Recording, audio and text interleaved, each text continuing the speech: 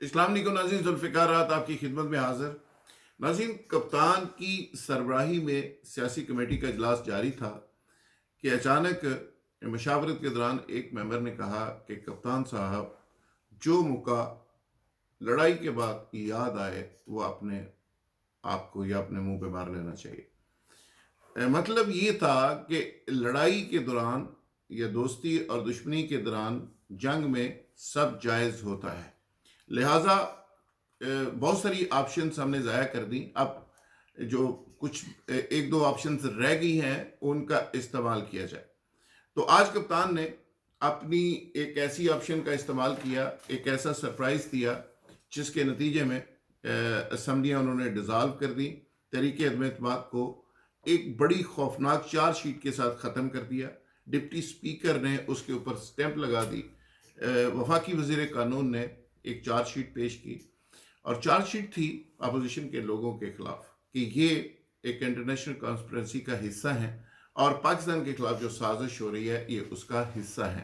तो ये असम्बली का कार्रवाई का हिस्सा भी ये चीज़ बन गई और एक तरह से एक लाइन खिंच गई कि प्रो पाकिस्तान और एंटी पाकिस्तान जो एलिमेंट्स हैं ये कौन है। यहाँ तक सफ़र कैसे हुआ, इसके पीछे एक कहानी है। कहानी ये थी कि जब अपोजिशन ने ये सारे मामलात को मनवर करना शुरू किया, इमरान खान को दीवार के साथ लगाना शुरू किया, तब से इमरान खान भी अपने कोई दोस्तों के साथ मिलके ये फील्डिंग लगा रहा था। जैसे इमरान खान को दीवार के साथ लगाने के लिए पूरी फील्डिंग लगाई गई, इमरान खान को तनहा करने के लिए, उसको एक्सरियत से महरूम करने के लिए, उसको इक़्तिदार से महरूम करने के लिए एक पूरा स्क्रिप्ट था। उसी तरह जवाबन इमरान खान के पास भी एक पूरा स्क्रिप्ट था।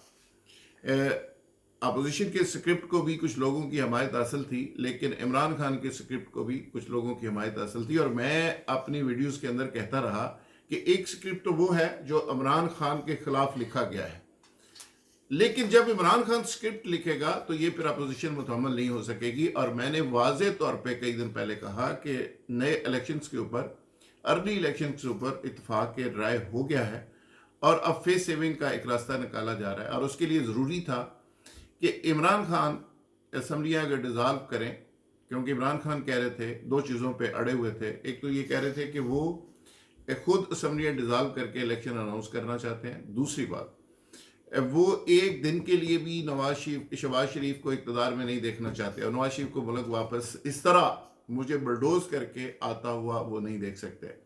दोनों बातों को तस्लीम कर लिया गया। अर्ली इलेक्शन पे इत्तफाक राय हो गया। जरदारी साहब 4 दिन तक अड़े रहे कि जी अर्ली इलेक्शन नहीं होगा और वो सिंध असम्बली को डिज़ाल्व करने और सूबाई असम्बलियों को डिज़ाल्व करने के मामले पर भी अड़े रहे।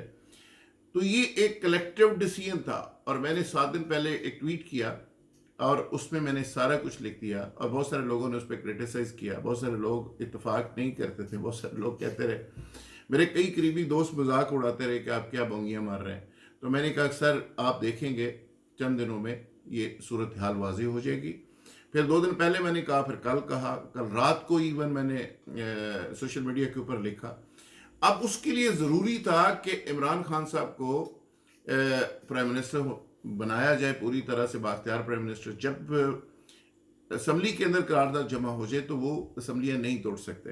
तो पहले करारदाद को ख़त्म करना ज़रूरी था, अदम एतमाद की तहरीक को ख़त्म करना ज़रूरी था ताकि वो असम्बलियाँ तोड़ सकते। तो उसको एक टेक्निकल बुनियाद के ऊपर उसको फारिग किया गया और उसके लिए इतनी सीक्रेट सूरत हाल रही कि बाकायदा प्राइम मिनिस्टर ने हलफ लिया कुरान के ऊपर। और इस मामले के ऊपर ये जो इशू था इस पे चंद लोगों के नॉलेज में था। पहले प्राइम मिनिस्टर साहब इस ऑप्शन को नहीं ले रहे थे। जब ये आर्टिकल 5 का ऑप्शन लिया गया तो फिर प्राइम मिनिस्टर ने कहा कि एहतजाज भी बंद कर दें, वर्कर्स को भी जो कॉल किया गया उसको रोक दें।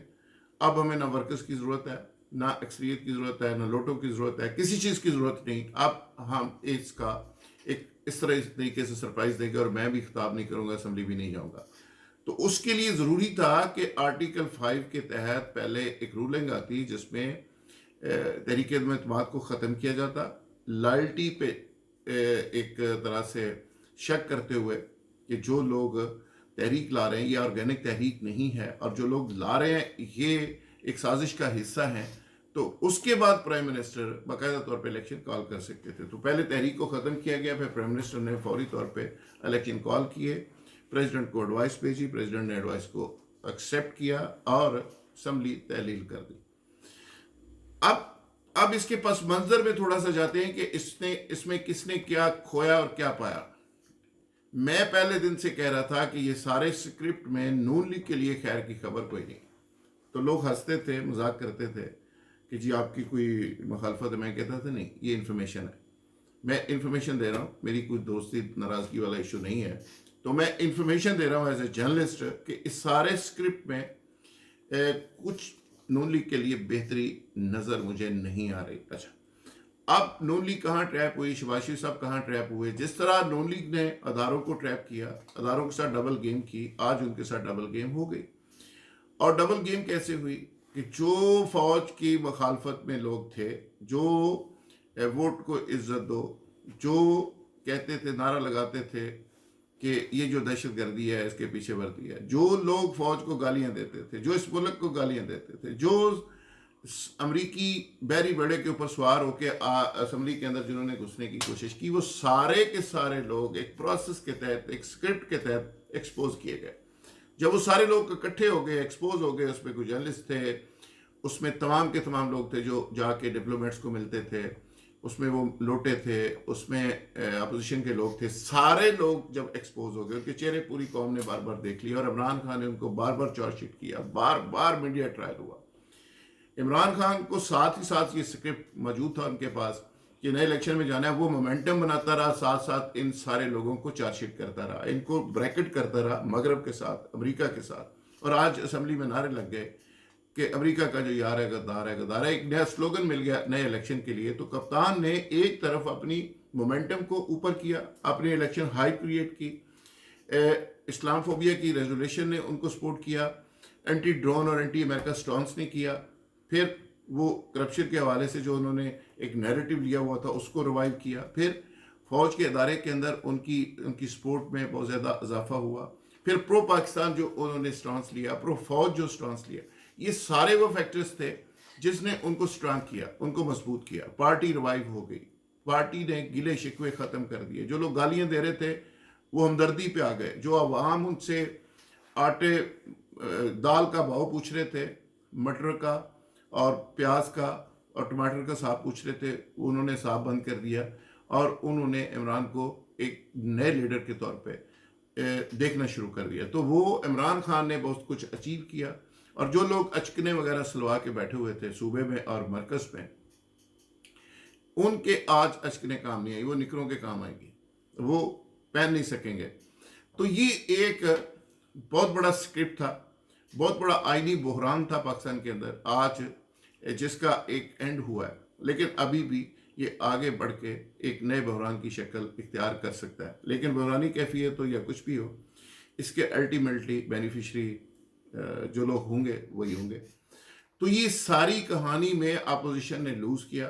اپوزیشن گو کہ کہہ سکتی ہے کہ جی ہم نے ارلی الیکشن پہ گورنمنٹ کو مجبور کر دیا, لیکن اس کی جو ہیوی پرائز پے کی اپوزیشن نے وہ اتنی خوفناک ہے کہ وہ لوگوں کو کس طرح منہ دکھائیں گے, کس طرح وہ ایویڈنس جو آئی ہیں, کس طرح وہ چیزیں آئی ہیں, کس طرح وہ سارا معاملہ ہے. اور پاکستان کے اندر جو امریکہ کی ہیٹ ہے, امریکہ کے خلاف ڈرونز کے حوالے سے, عمران نے وہ ساری کی ساری کیچ کروائی. کسی نے کہا جی کہ امریکہ کے بغیر پاکستان کے اندر سروائیول نہیں ہو سکتی. میں سمجھتا ہوں کہ جو امریکہ مخالف لیڈر ہوتا ہے وہ لمبی ریس کا گھوڑا ہو سکتا ہے پاکستان کے اندر. پاکستان کے اندر اس کے پاس اور بہت آپشنز ہوتی ہیں. باقی رہ گئی بات کہ عمران خان نے آج جو سرپرائز دیا ہے ایک آئینی اور قانونی اور ٹیکنیکل, اس کے حوالے سے بحث جاری ہے. سپریم کورٹ نوٹس لے چکی ہے, 4 رکنی بینچ اس پہ بنا دیا گیا. لیکن ابھی میری جو ماہرین سے بات ہوئی ہے جتنے بھی, وہ سب کے سب کہتے ہیں کہ اسپیکر کی رولنگ کو چیلنج نہیں کیا جا سکتا. اسپیکر رولنگ دے سکتا ہے. Speaker with in the parliament اس کے جو آرڈرز ہوتے ہیں اس کو امپلیمنٹ کرنا ہوتا ہے, اور امپلیمنٹ آج ہوئے. اور اپوزیشن کے لیے یہ اتنا بڑا جھٹکا تھا کہ سب کے منہ لٹک گئے دیکھتے ہی دیکھتے, اور اسمبلی کے اندر ہی لطیفے چلنا شروع ہو گئے. ایک M N A P T A K M N اے نے کہا کہ جی وہ بقایا, وہ لوگ مانگ رہے تھے جی ہم تو ووٹ ڈالنے آئے ہیں, ہمیں بقایا دیتے ہیں. کچھ सोशल मीडिया पे लतीफ़े चल रहे थे कि ज़रदारी साहब ने सारे लोटों को एक कमरे में बंद कर दिया और उनको कहा जी पैसे वापस करो। इस तरह के लतीफ़े चलने शुरू हो गए। लेकिन कप्तान ने आज एक बड़ा सरप्राइज दिया है। कप्तान इलेक्शन के लिए तैयार है, इलेक्शन का मोमेंटम उसका बन चुका है। फेडरल का जो मोमेंटम है वो अब पंजाब के ऊपर अफेक्ट होगा और अब आसानी के साथ परवेज लाई चीफ मिनिस्टर इलेक्ट हो जाएंगे। जब चीफ मिनिस्टर इलेक्ट हो जाएंगे परवेज लाई, तो उसके बाद सिचुएशन सारी बदल जाएगी और नून के हाथ में कुछ नहीं आएगा। नून लीग अपना असल बयानिया भी छोड़ चुकी और असल बयानिया छोड़ने के बाद अब किस तरह दोबारा फौज को बुरा भला कह सकेगी, किस तरह स्टैब्लिशमेंट, किस तरह खिलाई मखलूक, किस तरह गालियां, किस तरह वो सारा चीज़ें दोबारा वापस ला सकेगी। क्योंकि यही इन्होंने 6 महीने से इतने कसीदे पड़े हैं इस फौज के, इतने कसीदे पड़े हैं खिलाई मखलूक के, इतने कसीदे पड़े हैं न्यूट्रल लोगों के कि आप दोबारा से उनको गाली भी नहीं दे सकते, बुरा भला भी नहीं कह सकते। फौज ने न्यूट्रल होकर दिखा दिया। अब उस न्यूट्रलिटी के बाद जब हाथ कुछ नहीं आया तो सोच रहे होंगे कि हमारे साथ हुआ क्या है। मुझे तो पता है क्या हुआ है, शायद वो भी कोशिश करें तो उनको भी पता चल जाए क्या हुआ है। बहुत शुक्रिया। इसी के साथ कल दोबारा इंशाल्लाह मुलाकात होगी एक नए वीलॉग के साथ, नए मौजू के साथ। बहुत शुक्रिया। Thank you very much.